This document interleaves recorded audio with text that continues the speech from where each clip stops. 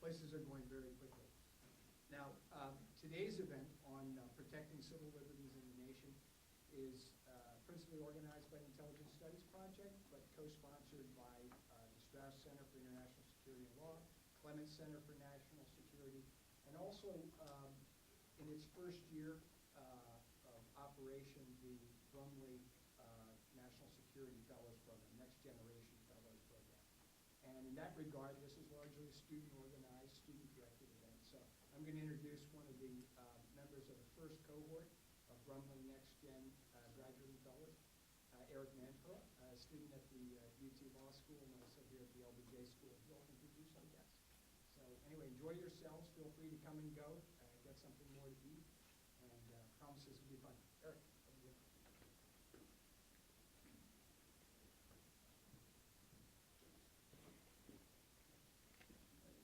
So I'm Eric Manfro. I'm a Brumley Fellow at the Intelligence Studies Project, as Professor Slick said. The privilege to introduce Alex Joel, who we're very excited to have here with us today. He's the Civil Liberties Protection Officer for the Office of the Director of National Intelligence. And in that capacity, he reports directly to the Director of National Intelligence, General Clapper. And his responsibilities include ensuring the protection of privacy and civil liberties is appropriately incorporated into the intelligence community policies and procedures, and oversees compliance by the ODNI in privacy and civil liberties laws, reviewing complaints of possible abuses of privacy and civil liberties in programs and operations administered by the ODNI, and ensuring that the use of technology sustains and does not erode our privacy. Mr. Joel has more than a decade of experience in technology, privacy, and national security law. He joined the Central Intelligence Agency, CIA's Office of General Counsel, following 9/11. I joined that office in 2002, and he provided legal advice on intelligence activities. He provided us with a great story this morning that when he was applying to CIA's Office of General Counsel, he called up to see if they received his resume, and John Rizzo picked up the phone and called him on in for an interview. So that's how he came to the CIA. And prior to joining government, Mr. Joel served as the privacy, technology, and e-commerce attorney for Marriott International Incorporated, and he helped to establish and implement Marriott's global privacy compliance program, including Marriott's first privacy officer position. So he has a great wealth of experience in privacy law and technology issues, which he's utilizing at ODNI. And he received his law degree from the University of Michigan, and before that received his BA from Princeton University. So very happy to have Alex Joel here with us. Great, thank you, Eric. Thank you very much. And if that bio sounded a little legalistic, some of the things that you were reading are actually legalistic. They're in the statute establishing this position. So I'm the Civil Liberties Protection Officer for the DNI, as you just heard from Eric. And I've held this position since stand-up of the ODNI. Now, I know some of you have been involved with different of these programs, and so you are familiar with the intelligence community and the Director of National Intelligence, but for those of you who may not be as familiar with it, I'll just pause for a couple of minutes to just quickly describe it. So we have, officially there are 17 elements of the intelligence community. We call them elements because some of them are offices within larger departments, and some of them are standalone agencies. So there are 17 elements. The ODNI is the 17th such element of the intelligence community. We were created in 2004 by Act of Congress, the Intelligence Reform and Terrorism Prevention Act of 2004. And you know, this, if you just go back in history for a moment there, that was post 9/11. Actually, the WMD Commission, I think, had just finished its report or was still working on its report about the WMD situation in Iraq. And Congress was just getting around to finally considering the 9/11 Commission's recommendations about how to reform the intelligence community to prevent another 9/11 from happening. And they decided that the job of leading the intelligence community, which previously had been held, the listening device has fallen down. No, it's a bottle of water.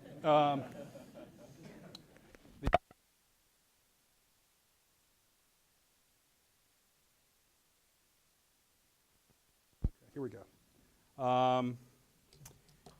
that the job that previously had been performed by the Director of Central Intelligence to both lead the CIA and lead the intelligence community was too much for one individual, one organization, so they took out the leadership of the intelligence community aspect of his job and put it in a new office called the Office of the Director of National Intelligence.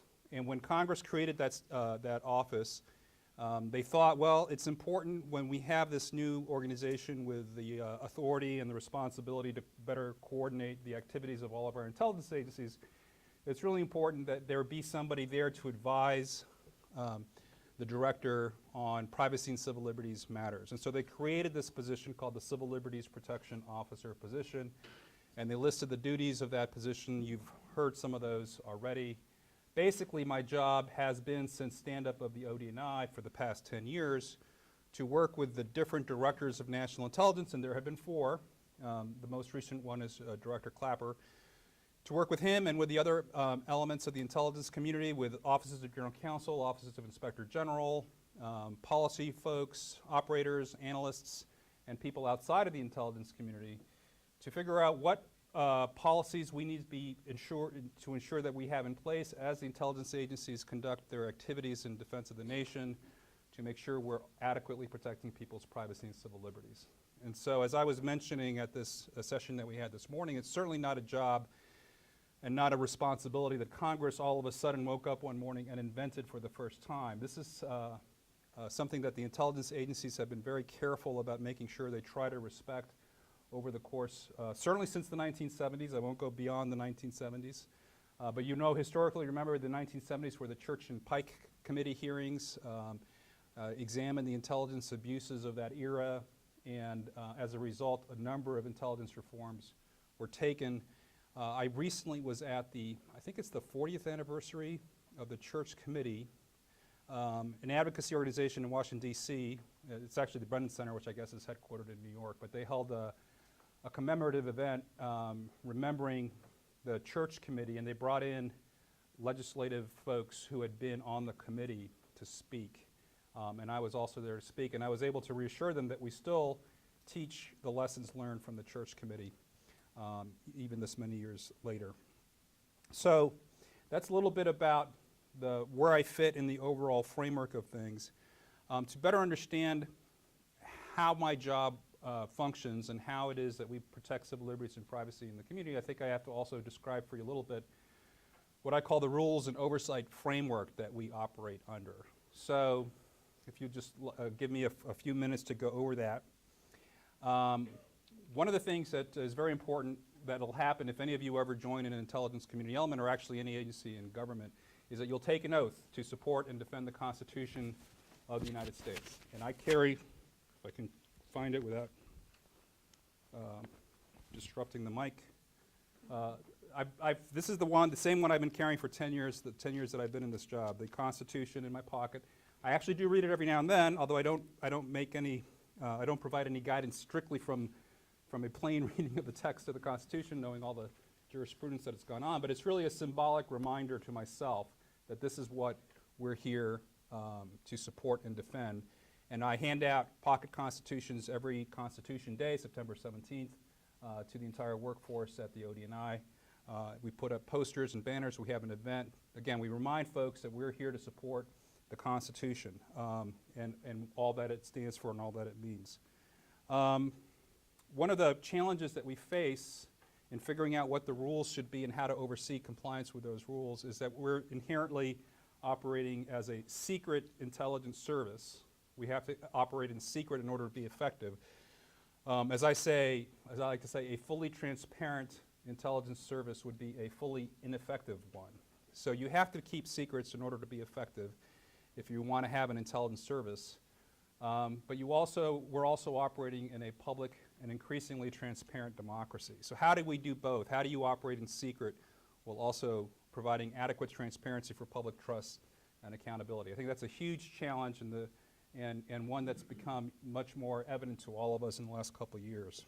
The rules and oversight framework that we've traditionally operated under, certainly since the Church Committee, so it includes the Constitution and our oath to the Constitution, of course, but then it gets into a lot more detail, some of it very complicated and difficult to sort through. But we obviously have certain statutes that are key for providing us a regulatory framework for what we do. I'm sure you're very familiar and have had discussions about the Foreign Intelligence Surveillance Act. I'll go into more detail on that act if people want to hear more questions about it. Particularly, there were 2 programs that were authorized under that act that became the subject of a great deal of public discussion. The telephony metadata program under Section 215 of the Patriot Act, which amended a section of FISA, and Section 702 of the Foreign Intelligence Surveillance Act. The Foreign Intelligence Surveillance Act itself was modernized in 2008, and otherwise it's been with us since 1978. So again, an outgrowth of the Church Committee.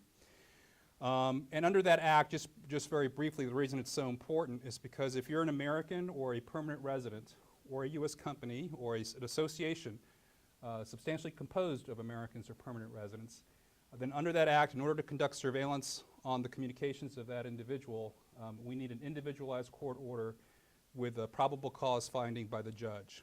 So that if we're targeting a particular American for surveillance, no matter where that American is around the world, we need a court order, individualized, demonstrating probable cause to believe that the American is an agent of an international terrorist organization or another foreign power, and is consciously and intentionally acting to further the goals of that power.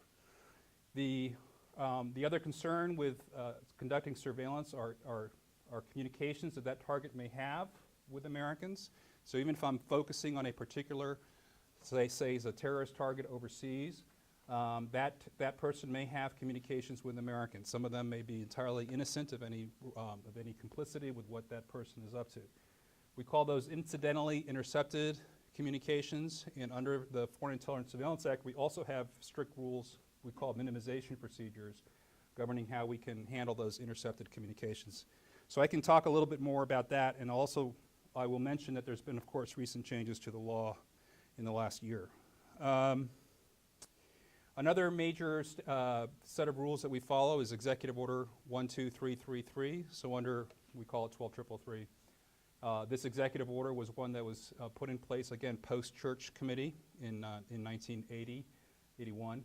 And in fact, President Ford initially put one in place in 76, and President Carter put one in place, and then ultimately President Reagan replaced those with 12333. It was then updated in 2008, and it still retained the 12333 number because we were all very familiar with it. We didn't want to change it.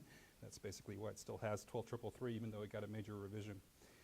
Under that executive order, in the first part, it lays out what each intelligence agency is authorized to do, and in the second part, it puts in place restrictions on intelligence activities, primarily around U.S. person information, collection, retention, and dissemination. What are the reasons we can do it, who can do what, and under what circumstances. So this is further fleshed out in Attorney General guidelines. Those are all now public, including recently CIA made theirs public as well. They're on their website. And actually, we need to do a better job of publicizing these Attorney General guidelines. So these are rules that essentially get into another level of detail regarding what we can and can't do under Executive Order 12333. And we need to do a better job of getting them all in one place and so that they're very easily accessible by everybody. And I can talk about the challenges of doing that. So that's a little bit of a high-level insight into the rules. And then we have a lot of oversight. I call it a framework of many layers with many players. I'm one of the folks that is part of that oversight framework. We have civil liberties and privacy offices that are now popping up inside the intelligence community. NSA had a very public creation of an office, so I have a counterpart at NSA. They have a civil liberties and privacy officer, and she has her own staff. She reports directly to their director. One of the things that sometimes gets confusing is people say, are you part of the lawyers? You know, I am a lawyer, but I'm not part of the lawyers. Are you part of the Inspector General community, the guys who go in and do investigations and audits? And the answer is no to both. We're an independent office within our organizations, and our job is to bring a policy perspective, putting forward the privacy and civil liberties viewpoint as new activities are being conducted and as we oversee existing activities. So these agencies have these folks in place. We have a lot of lawyers. If you haven't learned that already, there's more lawyers than people in this country, and it seems to me sometimes there are more lawyers than officers in the intelligence community. But that's a good thing. I'm a lawyer, so I'm all in favor of that, except when they start arguing too much. We also have other agencies that conduct oversight. Department of Justice, a department of lawyers, carefully works with the intelligence agencies to provide legal advice and also to conduct oversight in terms of how we implement authorities, particularly court orders issued by the Foreign Intelligence Surveillance Court. We work very closely with the Department of Justice lawyers to go on visits to the agencies, see what it is that they're doing, look at the audit records, and make sure they're adequately complying with the court orders that are in place and with other legal requirements. We have recently, for Section 702, recently meeting in the last couple of years, been publishing our semi-annual assessments that we write together with the Justice Department. So there are 4 such reports that are currently on our website. 3 of them are quite significantly redacted because they were written and published before the recent transparency efforts in the last couple of years. The 4th one is less redacted, and we're in the future for the ones coming out, we hope to make them much more readable and understandable without as many redactions. We also have an entity called the Privacy and Civil Liberties Oversight Board that conducts oversight over counterterrorism-related activities. And so I don't know how many of you are familiar with the existence of that board. We work very, very closely with it. It's an independent agency in the executive branch. It's a board. It actually is a board of 5 members. There's a full-time chairman and 4 part-time members who have other jobs, and they just come in on a part-time basis, so they still retain that external perspective, bringing it to the government. This is an effort to avoid sort of this notion of capture by the agency that you're regulating if you have these folks from outside government. They have a very significant staff. They're all fully cleared.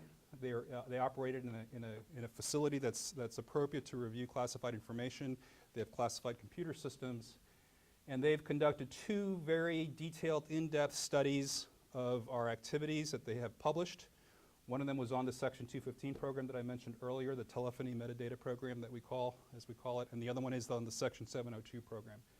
We work very closely with them to make sure that those documents could be written in an unclassified manner. They are both very detailed, very comprehensive descriptions of those activities.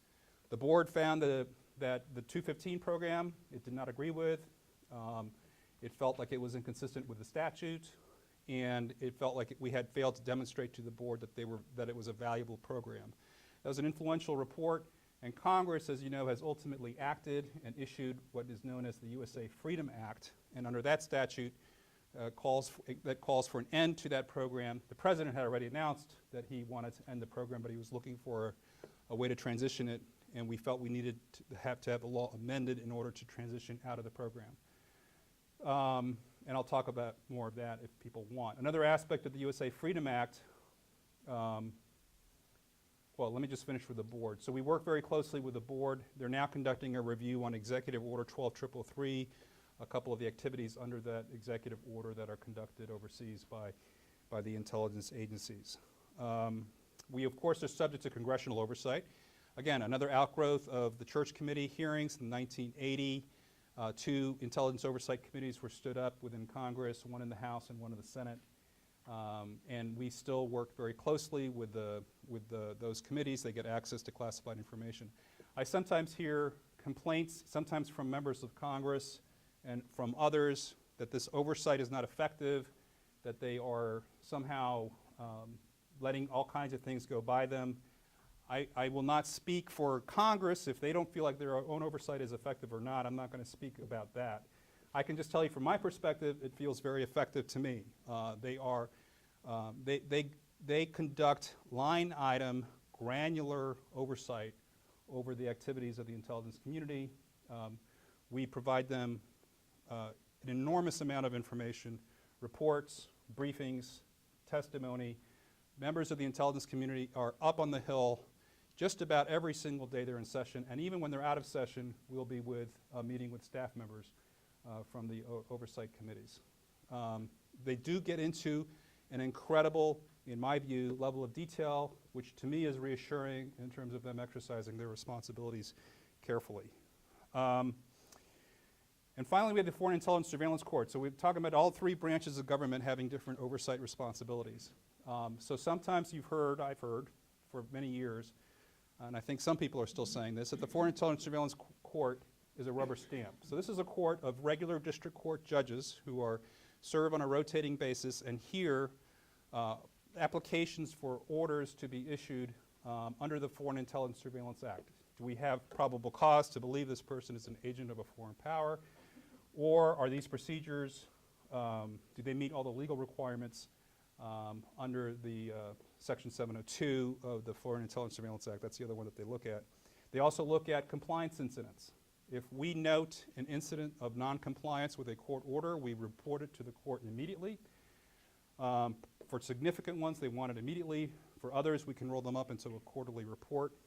And of course, they can issue remedial orders and directions. And as an Article 3 court, we must follow those orders. So this is, in my view, not a rubber stamp. They have a whole process, which they have now been much more transparent about, in which they go back and forth with government lawyers and question the applications that are put in front of them. And if the application is one that they have serious concerns about, typically it gets withdrawn, or it gets narrowed or changed in a way that now passes muster and meets their objections. This is the way that the government has been dealing with the court. The court has written, judges have written public letters to explain their role and to explain this back and forth process, so this is now a matter of public record. And one of the things that they have talked about in terms of concerns regarding reforms is the duty of candor. They have pointed out that the government has been very candid with the court. We come forward with any issues or problems that we have. Sometimes they chastise us for not coming forward to them more quickly. I feel that sometimes they don't understand that a government takes time to do anything. It takes me 3 weeks to set up a meeting, but notwithstanding that, I think we need to do things more quickly to the extent we can. The reason I bring all that up is because one of the changes in the USA Freedom Act was to introduce this concept of an amicus. Now, of course, the court could always have appointed an amicus as an Article 3 court, a friend of the court to come in and brief a topic of interest. Congress has now required that they set up a panel of cleared lawyers to do this. I believe that the number is 5 that they set up in the USA Freedom Act. There's already been a public announcement that one of them, that an amicus has been named in one case. I think this is a good thing. I think it's going to be helpful to present the court with alternative viewpoints. And I look forward to seeing how it works out. I mean, we don't know exactly how the practical details of it will play themselves out over time. But generally speaking, to have more views presented on any topic, I think is helpful. I don't think it's fair to the court to suggest that without the amicus, they were acting as a rubber stamp. If you are in a position of receiving an argument and you know there isn't another side and you know you take seriously your responsibilities, you and your staff will raise those other issues that you see from the documentation. I think the court was playing that role very, very scrupulously. That's not to say that somebody completely from outside the system coming in and looking wouldn't raise very good and important issues, and so I think that's going to be helpful. So we have all these rules, we have all this oversight, so sometimes people say, well, Alex, so what's the big deal then? Why is it that we've been through such a time of turmoil for the intelligence community in the past couple of years if everything you're doing is so perfect? Well, I don't think everything we're doing is perfect. There are issues that we're all dealing with and that we have to do better in terms of how we address them. I have always felt that this is a robust framework of rules and oversight for intelligence agencies. So I have always felt very confident that we are doing our best to do the right thing. I have not seen rogue individuals or rogue agencies who are consciously trying to do the wrong thing in terms of how we would all in this room, I think, agree on what the wrong thing is and what the right thing is. They've always tried very carefully to understand what the rules are and to follow those rules.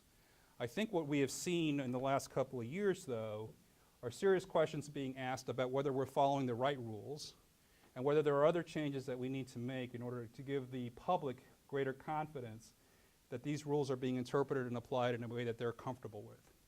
So this gets me to the topic of transparency. You can change the rules, and we have been changing the rules.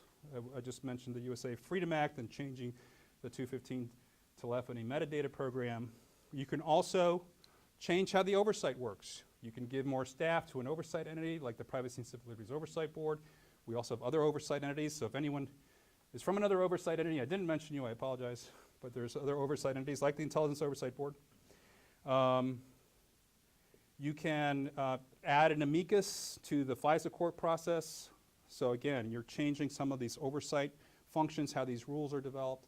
But at the end of the day, is it going to affect the trust that the public has in our activities? And I think, if you think about all the slogans that we have around trust, right? Trust but verify, show me, I'll believe it when I see it. Well, guess what? In the intelligence community, we haven't been able to show you everything that we do for the reasons that I mentioned earlier on, which is we need to be able to keep secrets in order to remain effective. The question is, can we draw that circle around the secret a little bit more tightly? Right now it's drawn rather broadly. There are good reasons for drawing a circle around a secret very broadly. I'll just quickly use my fist to illustrate it. If that's the secret, and this is the information around the secret, if I reveal all the information around the secret, except for the secret, particularly sophisticated adversaries will be able to infer what that secret is, which argues for drawing the circle around the secret a little bit more broadly. And in fact, the courts have recognized what they call the GLOMAR defense to Freedom of Information Act litigation. I can either confirm or deny a whole range of activities in order to maintain the secret on the one activity that actually is secret. You can refuse to answer questions regarding a range of activities. Otherwise, people could just, by asking questions, infer what the secret is. That concern is still very much with us, but I think that there are ways that we can be more transparent. I think we've proven that over the last couple of years. We've done an enormous amount of work to declassify and release documents about particularly the programs that have been of interest to the American public. There's something called IC on the Record, which is a Tumblr platform. I didn't know what Tumblr was until I found out about this, but I obviously have to get with it. We have published over 5,000 pages, it costs well over $5,000, 5,000 pages of declassified and officially released documents on IC on the Record. So there's an enormous amount of information about our programs there. As I mentioned before, we worked very closely with the Privacy and Civil Liberties Oversight Board to make sure they could write a very detailed, comprehensive description of the activities we're conducting under 2 programs. There are no redactions in their reports. We worked very hard to make sure that that level of specificity, which would have been unheard of a few years ago, is now available to the public. So we've done a lot in making things public. We want to do more. So on your tables, you'll see the principles of intelligence transparency. These were published in February of this year. And basically, there are 4 principles. I'll just go over them this way. It's the what of intelligence transparency. That's the first. What are we going to be transparent about? What is the content that we are talking about here? Well, it's very broad. If you look at that principle, it's broad. But the key thing is that it's not just the rules and oversight framework that I was just talking about. It's also our mission, our activities, and our capabilities. That gets to the heart of what it is that we need to keep secret to be effective, but I also think that gets to the heart of what the public needs to know more about in order to have more trust in what we do.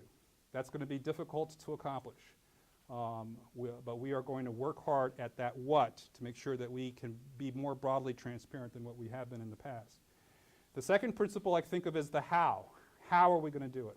So one issue that you'll find if you go up on IC on the Record now, especially if you go to some of the earlier documents that were released, is that they're very technical documents. They're released in large tranches. They've got redactions in them. And you have to basically have been a student, which many of you are, a student of this area in order to go through those things and understand what we're trying to say. We've tried to help the more general reader understand it by publishing summaries that come in front of the document, so you don't have to read the whole document. You can look at the summary to get a gist of it. Because we're so concerned about being accurate and true to the content so that we don't misstate something in a summary and get accused of misleading the public, those summaries can be also difficult to understand, very technically written, written by lawyers who are trying to be as accurate as possible while still being brief. The end result is that this is enormously important transparency, but it hasn't really had a sea change in terms of public understanding, I don't think, yet. We have to do more. We have to get on social media. Social media is something that the intelligence community is starting to sort of dip its toe in the water on, but we have to do better. That's where much of the public is right now and gets a lot of their information, their leads for more information. We've got to get on there as well. We've done some social media, but we need to do more. I talk to advocacy groups quite a bit. I just met with a with a dozen or so organizations a couple of days ago. So we have to have a more structured and routine process for meeting with we call it civil society, with the advocacy organizations, and get into a battle rhythm where that's part of the routine for the intelligence community. Then the third principle, I call it, if the first is the what, the second is the how, the third is but still we're protecting sources and methods. That's a core part of what we do as an intelligence community. We protect the secrets that we need to keep secret to be effective. I've said that 3 times now or so. But if you look at the detail of that principle, you'll see that it highlights aspects of our current classification guidance that can be leveraged to improve transparency. We're only supposed to classify what truly is a national security secret. So over-classification is not something that we should be doing on a routine basis. We should be carefully marking the information so that once some of it may be classified, some of it may be unclassified. We should be writing things to the lower classification possible. We have published guidance on tear lines. We have published guidance, we call it tear lines. So like there's a classified part that is essentially an unclassified appendix, or an unclassified body and a classified appendix more likely in how we do things. So we can leverage all of those, all of that guidance to better effect. And then finally, the fourth principle says basically do it. And so we're in the middle of that phase right now. These were published in February. We've been hard at work coming up with an implementation plan. We wrote that implementation plan to be a public document. As soon as it gets finally approved by our leadership, that will also be released and published. And we'll outline some initiatives that we plan on taking to implement to make this all a reality. The key here is to try to make it sustainable and an institutional part of the IC. No one pretends that that'll be an easy job. There are cultural challenges we have to overcome and very real risks that we have to mitigate. So that's what I wanted to talk about, is sort of who I am, how I fit into the rules and oversight framework, and the work on transparency that I think we still have to do. And I'll stop talking now and take questions. All right. Well, that was extremely interesting. Alex, thank you for sharing that overview with us. I know we have a lot of people who came in already with some questions, and probably many more that were spurred by your comments. So just open the floor, and if you're interested, Alex will call on you as your hands go up. Not everybody all at once. Yeah. So, I guess the amount of information that you can retrieve about U.S. nationals as opposed to non-U.S. nationals certainly tends to differ because of, let's say, co-browsers and so on. And it seems as if part of how that restriction comes into play is when, say, U.S. nationals may be engaged in international terrorism. However, let's say with the growing number of instances of domestic terrorism, do you see any of those policies changing or requiring any adaptations? So I'm glad you brought up the distinction between U.S. nationals and nationals, because I'd meant to go through that. I'll get to your question in a second, but basically, when the president gave his speech in January of 2014, he also announced changes that we were going to make in our policies to make it more explicitly how we will protect the information of non-U.S. nationals. So we use the term U.S. person because it's a legal person, so it includes a U.S. corporation and a U.S. association, basically, as well as citizens and permanent residents. So then we just sort of shorthand it and say the non-U.S. persons, everyone else. It's not like it's free. It's a free-for-all on everybody's data. It is not. We don't do this indiscriminately. We do it pursuant to lawful intelligence purposes, looking for specific foreign intelligence that respond to the national intelligence priorities. And we treat personal information in our analytic products, regardless of nationality. We treat it consistently in terms of making sure that it can only be included if we are satisfied it meets our data quality standards, that it's as accurate as we feel it can be made given the nature of intelligence, and that it's necessary to include that information for the purposes of that intelligence product. The President announced in January of 2014 Presidential Policy Directive 28. I think you said you were working on that, and others have also been, of course, in this group. I'm sure you guys are studying that. So we have published the policies of the agencies in implementing Presidential Policy Directive 28. And there's a lot of things, there's a lot in that Presidential Policy Directive. The first part talks about general principles. We're not going to do things to burden dissent. or based on somebody's religion or ethnicity or race or gender or sexual orientation. I think I got the right categories there. We also don't do industrial espionage. We don't steal trade secrets from other countries' companies and give them to our companies for their commercial advantage. That's how we define it, and we don't do that. And so that's in that first principle. It also talks about tailoring our activities as much as feasible. And by tailoring, we mean making sure that they are reasonably required in order to accomplish the purpose that we're trying to accomplish, and that they're not broader or more intrusive than necessary to accomplish the purpose. That's generally what we mean by tailoring. So, and then if you look at part 2, there are limits placed on the use of signals intelligence, communications, interceptions, signals intelligence information that is collected in bulk. So we limit that to only 6 authorized purposes. In part 3, is a part that people often don't focus on, which is a section requiring policymaker involvement to assess risks involved with signals intelligence collection. And then part 4 talks about us having equivalent protections to the extent feasible in terms of how we retain and disseminate information as between U.S. person and non-U.S. person information. So there are these measures that we've taken. I know that other countries, some governing bodies in other countries would like us to do more than what we've already said we're doing under Presidential Policy Directive 28. We are working on that and trying to figure out how else we can go about meeting people's concerns. Regarding domestic terrorists, so the rules are still the same. And in particular, if you're operating inside the United States, you need to have probable cause before you can do anything intrusive, like a search or a seizure or a surveillance of somebody in the United States, really regardless of nationality. What we have focused on from an intelligence community perspective, so there's a law enforcement side, and then there's the intelligence side.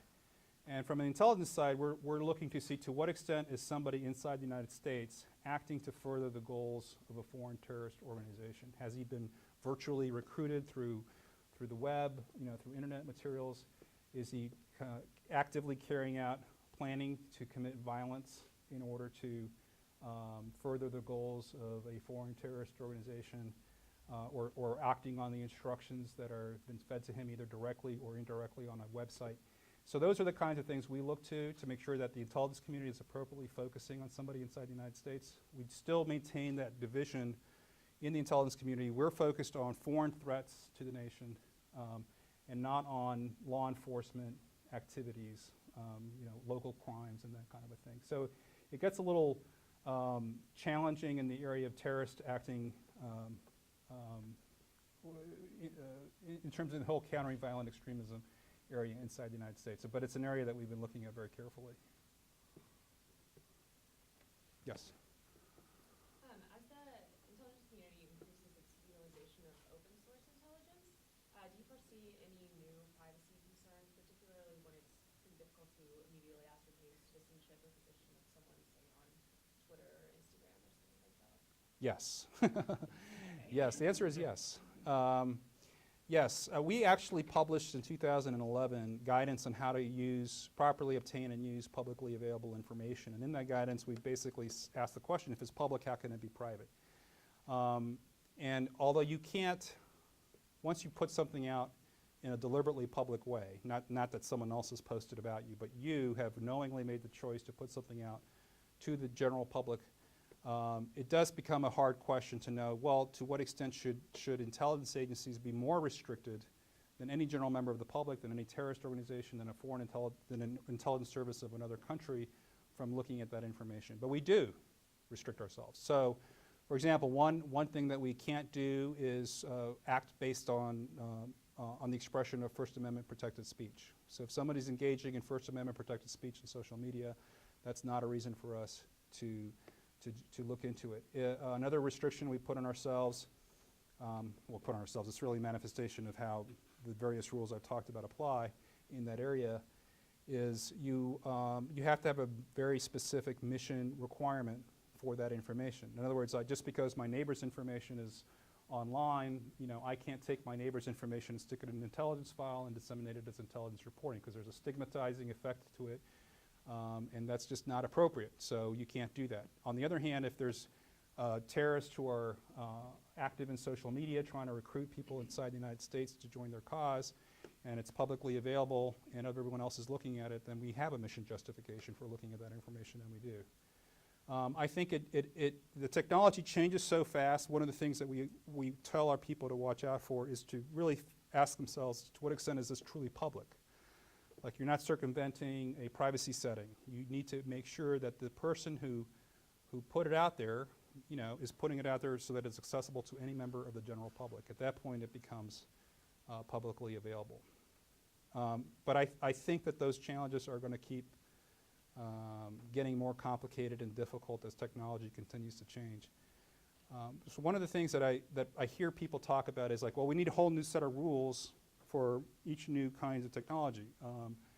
And I have not been a believer in that, although I could be persuaded otherwise, because technology changes so rapidly that it's impossible for lawyers and policymakers to keep up. First of all, we have to agree on what the technology is, and we have a technology, I think it's called technology translation error, where the technologists understand what they're doing, but in explaining it to us, something gets lost in translation. We get it wrong, we think it's something else. And then it takes us about 2 or 3 years to agree on what the rule ought to be for that particular application. And by that point, the technology's moved on. So we have this great thing that we've announced for something that's no longer, for fax machines, and that's no longer something people use. Yes, sir. What are the rules for profiling? So for profiling, a really good source for that, the Department of Justice recently issued a really good document updating their profiling guidance. And I wish I could remember that. It's a long title. I think it's the use, we used to call it the use of race guidance, but it applies to more than race. It basically, just to thumbnail it, you can't base something solely on someone, you can't use stereotypes. And you can't base an activity solely on someone's race, religion, ethnicity, gender identity, or sexual preference. The document but that's not to say that it's not relevant. It can be relevant to a particular situation. So for example, in the law enforcement context, we have a tip that a person of a particular ethnicity committed a crime. Here's the ethnicity, here is the physical description of the suspect. Then it's part of what, a BOLO, a be on the lookout description. That's just an easy example. There may be, a terrorist cell operating in a particular country, so obviously we're looking at nationals from that country who may be trying to enter the United States. In those situations, yes. But just based on someone's religion, well, this person is of a particular religion, and therefore I suspect that he may be susceptible to the violent extremist narrative, that's not enough. And so we try to make sure that that's very clear to folks. And it's also bad from an Intel perspective. Intel is trying to get the right answer, is trying to get the best answer based on the information available, and stereotyping never leads to the best answer. And so the analysts are fully on board with that. Yeah. I was hoping you might expand a little bit on the oversight process that happens in the FISA court. I'm kind of curious about some of the logistics. Like, for example, I think you mentioned they were district judges who were serving Right. the court. Are they effectively given clearance for every piece of, every act that they're about to, adjudicate, or is each quantum of data that they're given sort of cultivated, and what sort of aspects of data are they given visibility to? Essentially, what I want to understand is these are people who are going to straddle the line between the public and the intelligence community. How do we make sure that they, don't sink too deep into one area or the other? I am not aware of anything that's withheld from the FISA court for classification reasons. I mean, it's possible, I guess, you might come up with a very sensitive, compartmented situation where that might be the case, but I just, in my 10 years, and then, my prior time at CIA, I'm not aware of any time where information was withheld for classification. So, I don't know. I mean, I don't want to speak too broadly. It's possible there have been some situations where, again, it's a very sensitive and compartmented thing that, even if it were that, I would imagine there would be an effort to make sure that the judge has enough information to make his decision. But I've never encountered that. So the judges are, receive all the information. Their staff is cleared. They operate in a secure facility. same as with the other oversight entities that I was talking about. There will be an effort in preparing the applications and the briefs not to present information that seems beyond the scope of whatever is legally relevant to what's in front of the court. So if there's a name of a particular human source, as an example, perhaps the most sensitive information that we could have to protect the life of that source, it wouldn't be included in legal documents. It's just the case doesn't need it, and so you're going to protect the name of the source. Yeah. As a historical matter, one of the things that's been a great advantage for the USIC has been the cooperation, the willing cooperation of American corporations, especially involved in telecommunications. AT&T, Western Union, various others, not wanting to be public about it, but there's been a lot of cooperation. It's been very helpful. Some say that we've had a sea change, even before Snowden came along and catalyzed it further. With the emergence of all sorts of new telecommunication technologies and different perspectives from the people and different backgrounds from the people who are becoming the CEOs and such in those companies. Do you see that? I mean, are we experiencing sort of a loss of a sort of corporate government partnership that used to be a home field advantage for the USIC, and is that slipping away in a permanent way? Is that inevitable, or is it even happening? So I guess what I would say is, in my experience, which isn't necessarily representative of everyone else, if everyone's in this area, what I see happening is, I feel like, with some exceptions, companies typically prefer to get court orders rather than being asked to voluntarily provide something. So they are now much more, I would say, vocally and publicly demanding that they be served with court orders before they provide information, I think. But that's not a sea change. That, to me, is a logical part of what it means to be a corporation in today's world. What I think has been talked about publicly quite a bit is that they're taking other measures that they think are consistent with what their customers want, that make the jobs of the intelligence agencies much more difficult. So we talked about this going dark thing where companies are now providing automatic end-to-end encryption where they don't have the ability to decrypt the communication. Even if they get a court order for that particular communication, they're simply not going to have the ability to do that. And I do see that as a reaction to the climate that we're currently in. And of course they're doing that because I think they've talked about this, because they view it as a commercial requirement that they have to operate going forward. And so one hope we have is, with the transparency that we want to continue to do and do more of, is to kind of change that public discussion and make sure that people understand we have all these rules, we have all this oversight, and we're focused on doing our mission, which is to keep the nation safe and our allies safe as well. And I think if we get into a broader global discussion, that will also help, because some of what I think the companies are reacting to is the climate in other countries.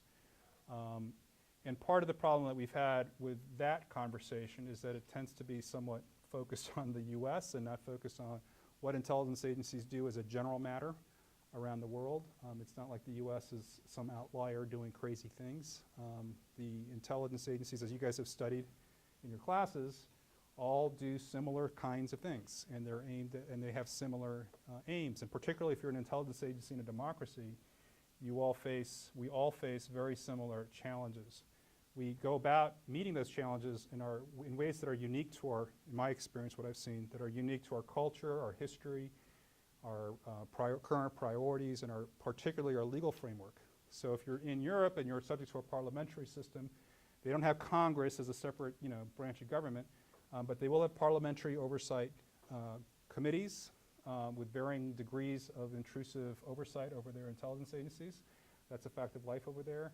We've heard a lot about the EU, the European Union, and their concerns about American intelligence activities. So it's important to note that the European Union governance framework itself does not have jurisdiction. They call it competence. Does not have competence over the intelligence activities of the member states of the European Union. So when the European Union talks about restricting intelligence, the only people they're really talking to at this point is us, as the United States. And that's all well and good. We're engaged in conversations. We know it's important to have those discussions with them and to explain how it is we do things and how we restrict ourselves. But I think it would be there would be a more balance in the overall discussion if it was broadened to the role of intelligence agencies in democracy as a general matter and not solely focused on the United States. Because there's some lack of balance there. There's the impression that we're the only ones doing any of this stuff. Yes?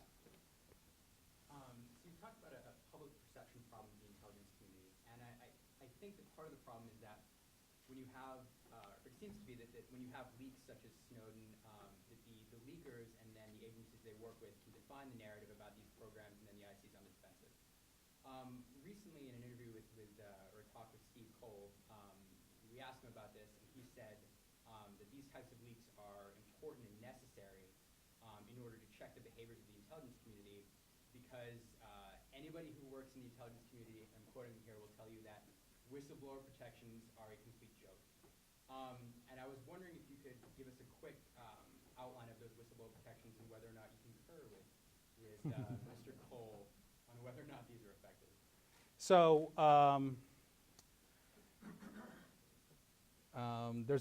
I guess I'll go ahead and give you some of the legal background here. So in the intelligence community, the whistleblower has a particular definition. So to be a whistleblower in the intelligence community means you're using authorized channels to bring a matter up, because we do not believe that any individual is empowered on his or her own to go public with something. There's a way to bring the information to go through appropriate channels. Just to use the most blatant example, hypothetical to make my point, if I don't like the way a particular intelligence source in a hostile country is being handled, I can't take my issue to the New York Times and tell the New York Times the name of that source and say that person needs to be treated better or something like that, because that could put that person's life at risk. So we don't give that. That's not what it means to be a whistleblower in our community. What it means to be a whistleblower is you go primarily through the Inspector General, which is a very independent body that has the direct reporting relationship to Congress. And if it's a matter of significant concern, they will make sure you get to Congress and raise your concern directly with Congress. And then there are protections against retaliation. We were just talking about there's a distinction between contractors and employees. For an employee, we're prohibited from taking an administrative or personnel action. For contractors, because they're not our employees, they're the employees of our contractor, the protections take the form of saying that you can't take adverse action on the person's security clearance. You can't fail to renew their clearance or take away their clearance in retaliation for them using whistleblower channels. So you hear a lot of anecdotal information around how those actually work in practice, and it's really hard. I haven't myself done a study of it. We all take it seriously, so I do think those are real protections that exist. I know our Inspector General takes them very seriously, and if there's a claim of retaliation that an employee was retaliated against, he will investigate that, he'll put people under oath, and he'll take that extremely seriously. So it's against the law to retaliate against somebody who uses channels, and he will make sure that takes place. I have a complaint function that you heard Eric talk about when he introduced me. So I also have the ability to investigate complaints, and it's part of a separate statute that covers my office. People are expressly protected from retaliation as well. I do think we can do more to explain to our workforce what those channels are, how do they go about making their complaints, and and the fact that they're protected against retaliation. I know our ICIG is very focused on making sure that message gets out there. So I think we can do more, and that's part of what we plan on doing with this transparency work that we're going through here. Another thing that we were talking about earlier is that there is actually a mechanism for an employee to raise a concern about classification. So if you think something is too highly classified and you believe it should be subject to greater transparency, you can raise that. That's in the executive order that governs our classification, and request a declassification review of that information. And with that, my intent is to put more attention on that declassification review process to make sure it's streamlined and effective. And I guess the last thing is just an idea that we've been pursuing, and that I think we will be, I'm pretty sure we will be pursuing. There's a lot of regulations that I still have to go through in terms of making it a reality, but really to drive home the point that it is okay, in fact expected, to raise complaints and issues through authorized channels, to recognize people who do that with an award, a National Intelligence Award that recognizes somebody for effectuating change by going through authorized channels, and also by talking to that person's supervisor and recognizing, hopefully, the supervisor as well, who that person who enabled and supported someone. We want those concerns to be raised. We want people to use authorized channels, and so we really think this will be helpful in building that culture through. So I don't know what Steve's experiences, and there are whistleblower advocacy organizations that we meet with. They also raise a similar concern that at the sort of the ground level, that if somebody raises a complaint, the supervisor may do something that is a problem. So all I can say is if we're aware of it, we take it seriously, we investigate it, and we put a stop to it. I will tell you that the way that people come to me is not through that formal complaint function in the statute, but just calling me or stopping me in the hall or sending me an email and just making sure I'm aware of a particular issue or activity, and that's all I need. And then I always say I protect my sources and methods, and I will not put that person's name out there unless that person wants me to. Yes? Yes.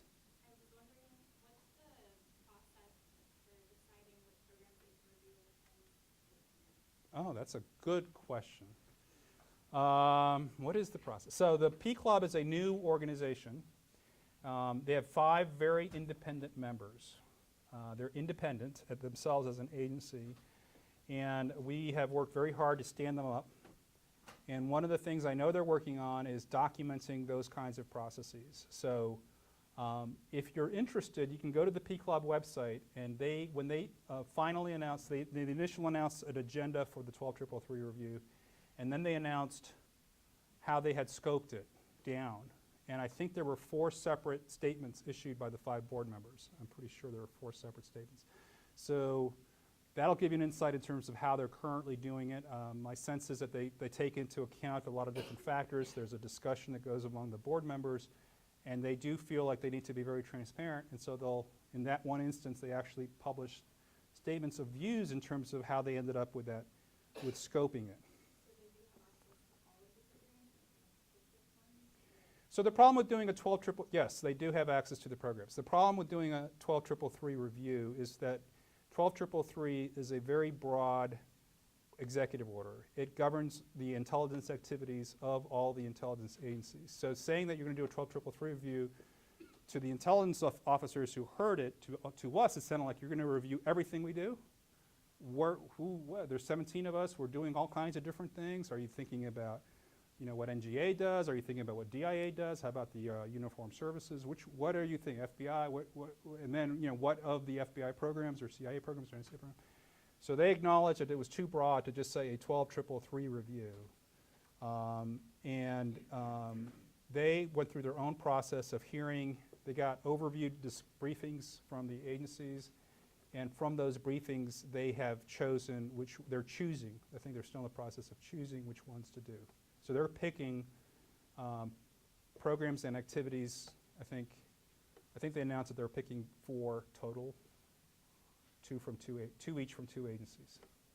And then those are the ones. So from our perspective, it's really important for an oversight entity, because one of the points I was making, it's not like you can keep adding oversight and oversight and oversight and have no impact on the operations of the intelligence agencies.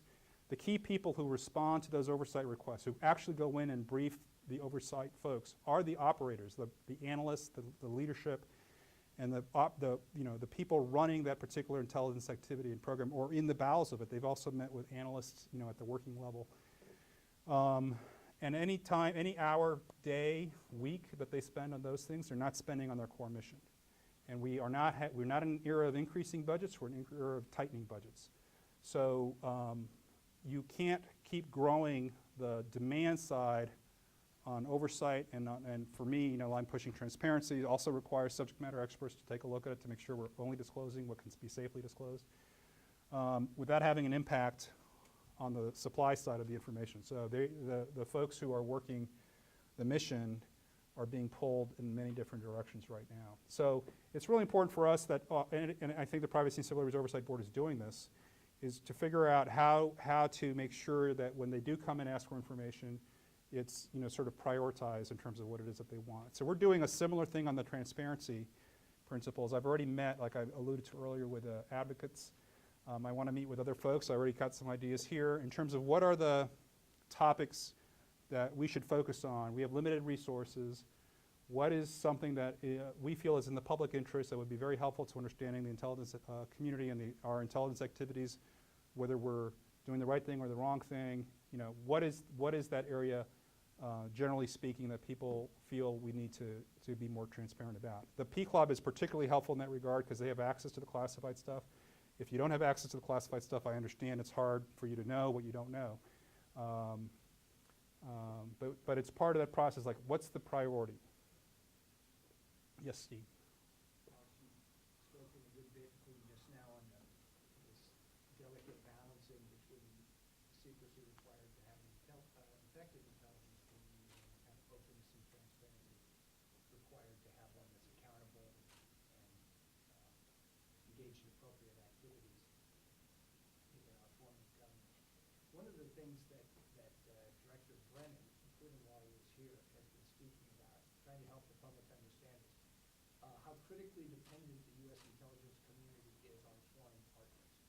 The fact that although we have a large workforce and highly capable technically and global representation, we actually sit at the center of an incredibly complex web of like-minded services and governments that help us with information and all sorts of other tasks. So the question is, have you seen or do you have a systematic way of gauging how our foreign partners, upon whom we depend critically, feel about our move towards openness and transparency? They operate under entirely different domestic conditions. They know they give us an incredible amount of sensitive information, and they may be somewhat uncomfortable about where we're going with all this openness, particularly concerning the things they share with us. So have you encountered this? So I can't get into detail. I can't be fully transparent on this matter, but I can say, generally speaking, there's a range of reactions. It depends on exactly what the factors you talked about. So some countries feel themselves to be in a very similar situation to ours. Others feel like this isn't really directly impacting them. What I have found in common, though, is a recognition that it's helpful to have a dialogue on this transparency effort. The folks who feel like they're in a similar position to the United States are very interested in what we're doing on transparency and learning from it. I think we've spent, like I said, a good year working this issue systematically within the intelligence community involving all of the 17 elements. So that's a really strong, solid, substantive head start. Other countries, I'll just mention the UK as an easy example. So the UK has recently gone through some significant degrees of transparency. They've had several reports, two major ones. Well, they cite three, but I've only read two, so I'll talk about two. Their Parliamentary Oversight Committee wrote a very detailed and I thought thoughtful report, and then David Anderson, who is their reviewer of terrorism legislation, he has some kind of title like that, wrote an extremely well-received public report on the activities of their intelligence agencies. Both of them are very detailed and long. If you're a student in this area and you haven't read those reports, I commend them to you. And the UK will be coming out with investigatory powers legislation at some point, based on David Anderson's recommendations, is my understanding. So they are dealing with the issue of transparency, and in David Anderson's report, one of the main things he calls for is greater transparency in the UK.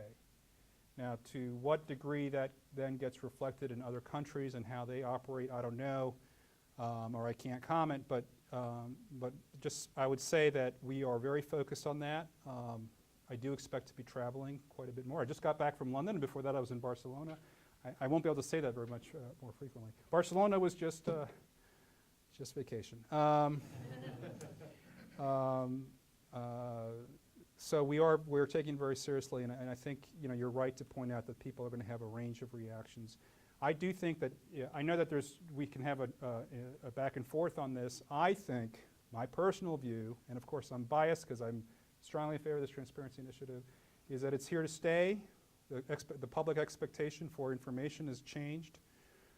Our workforce understanding of what it means to be an individual in today's society has also changed. They expect more transparency, more information. What I like to point out, this comes from our leadership who put it this way as well, which I thought was very appropriate. Protecting sources and methods remains an individual responsibility of every intelligence professional. Enhancing transparency is an institutional responsibility of the organization. So we need to find ways to enable our workforce to operate better in this transparent environment while still protecting secrets. So it could be very difficult. There are no magic bullet answers. We've got a question over here. Oh, I'm sorry. Yeah. Yes, sir. So going back to the supply, demand, all the demand for the information, I guess really going back to preparing people in the IC, to advise on protection of civil liberties. Really going back to your experience when you were general counsel at CIA. Now you had a lot of experience in the private sector before you went into that. Right. So you probably, you had that advantage. But how prepared were you? How prepared were your counterparts to advise on these legal protections? And what does it look like now? How has it changed since? So it does take a lot of time and effort to get up to speed on that. So that's one of the issues that we have, and it's something that David Anderson recognized for the UK system. So whenever I see comparisons of our system versus other systems, I'm always struck by how similar the issues and challenges are. And the particular one is complexity. So the rules can be very, very complicated. And for a while, I thought, well, we're all very sophisticated grown-ups. We can deal with complexity. If we can't deal with complexity, we shouldn't be in charge of protecting the nation's security. But I'm starting to feel more and more that there's a limit to what the human brain can absorb and keep straight. And especially if you have to keep up with a lot of changes in the world, the rapid, increasingly rapid pace of change, it is important to figure out how to clarify this thing. So it's important to prepare somebody to understand all the complexities. You have to understand not only what the rules say, but how they've been interpreted, how they've been applied. You have to understand the intelligence activities that are being conducted. Each agency is itself a complicated organization. Many of them are nested within larger departments. So there's a lot to keep straight at any one time. I felt like I was pretty well prepared. And of course, I started at an Office General Counsel and got further training and preparation there before doing what I'm currently doing right now. When we get new people, we have to make sure that they get the right training and go through, and essentially they're mentored so that they can better understand how the rules work. And it also depends on your role. So if you're giving broad kind of advice on a range of issues, that's one thing. Some people have a very specific task. They have to make sure that something is being done in accordance with certain legal requirements, and so that can be a very straightforward process. So not everything is complicated.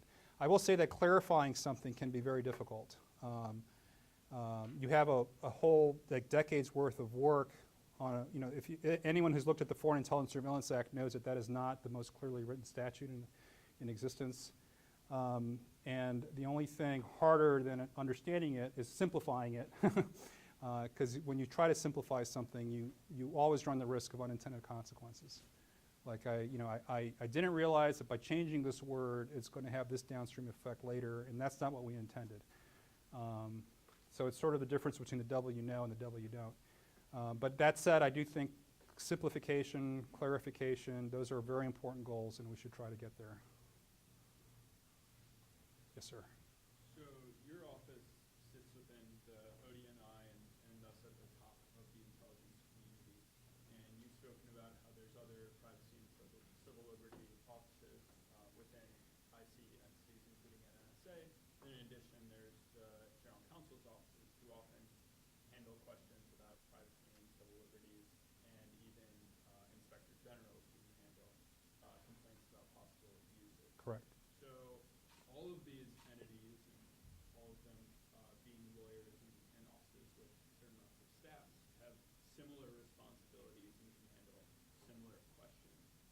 So how do the relationships between these offices operate in always keeping in mind mission effectiveness balanced with the protection of privacy and civil liberties?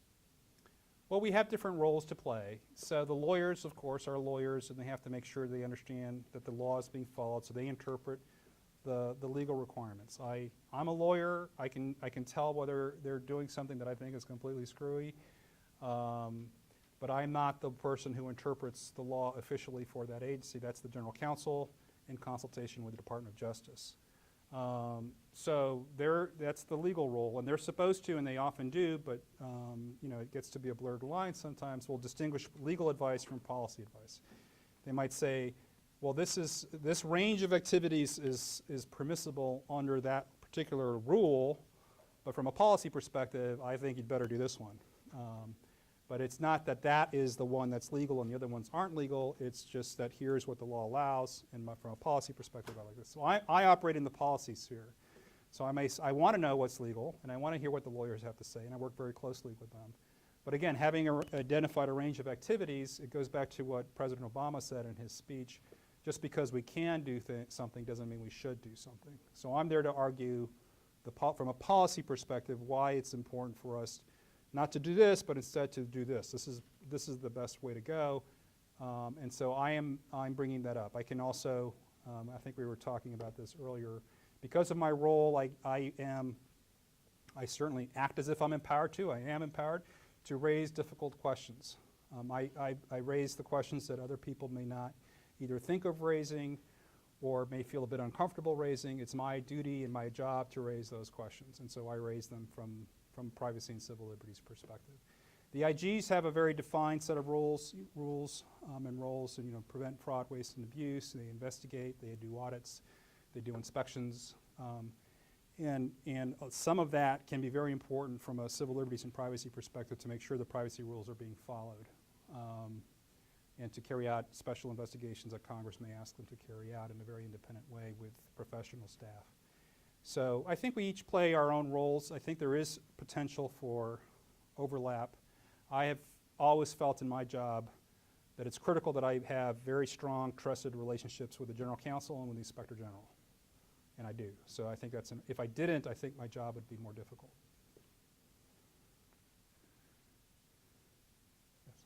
You did just kind of touch on this, but you mentioned that generally intelligence professionals are trying to do the right thing and follow the rules. Right. I was wondering, in your observations and your experience, both at the individual and the institutional levels, if doing the right thing is strictly defined by whether or not you're adhering to the law, or if kind of broader concepts of ethics and morality are also prominent in the discourse. I think because of what I was talking about earlier, because the rules can get kind of complicated, so what would typically happen, I think, is I think if you're talking about the individual at the individual level, there's a difference between how we figure out what the right policy choice is. So that's a more structured conversation, and I can raise a bunch of different kinds of issues from different perspectives. And I got to say, in almost every case, I'm not nearly the only person, raising those kinds of issues. It's a little hot here, so I'm sorry if I'm perspiring a little bit. Yes, I'm sweating. You got me sweating. Oh my God. But I think at the individual level, it's really that they can't quite articulate what it is about it. So we've had people, like I said, that informally contact my office, and they're bothered by something in a particular thing that they're working on, or that they saw. It's less frequently what they're personally working on because they understand it, they're comfortable with it, but more frequently what they saw someone else working on, like, I'm good, but that person, you should check them out. So, they hear something, they say, that doesn't sound right. Something sounds funny about that. And so they'll ask me to take a look at it.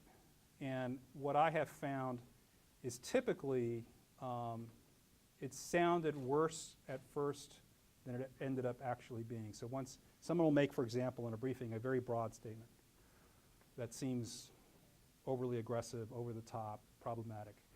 And then maybe they have a PowerPoint slide that has that statement on there, because people like to read PowerPoint slides, that's how they present, right? So they'll put that PowerPoint slide out there, someone saw that, said, whoa, if they're doing that, that's a real problem. And I'll look at it, and we'll talk at it, and of course they're not doing that. That was just a poorly worded slide, and maybe they were being dramatic. I will say that I always tell people, don't be dramatic. You know, just, you know, you may be boring, but just be accurate. Just, you know, it's okay to be boring. So we've had this before. You know, the scientific community, I got to say, there was somebody who was, scientist, anybody? You? Okay, from a tech perspective, there's some tech question that came to me. Anyway, in order to attract attention to their projects, I have found that some of our researchers like to be very dramatic in how they phrase what this new research project. This will enable us to identify a terrorist before he even realizes he's a terrorist. You know, sort of this Minority Report, you know, like, what? What is this, really? And then it's like, oh, well, we're going to be studying the, you know, sonar patterns and whale songs and hopefully the mathematical algorithm. And they're like, okay, say that. That's what you say. Because I don't know what this other thing is about. But, you know, you sort of fall into this pattern of being dramatic to attract attention and get funding. So. Yeah. Alex. Steve. Yeah, so we'll wrap it up now. Thank you very much, Alex. We're going to please join me in giving Alex a round of applause. Thank you. Thank you very much. Great questions.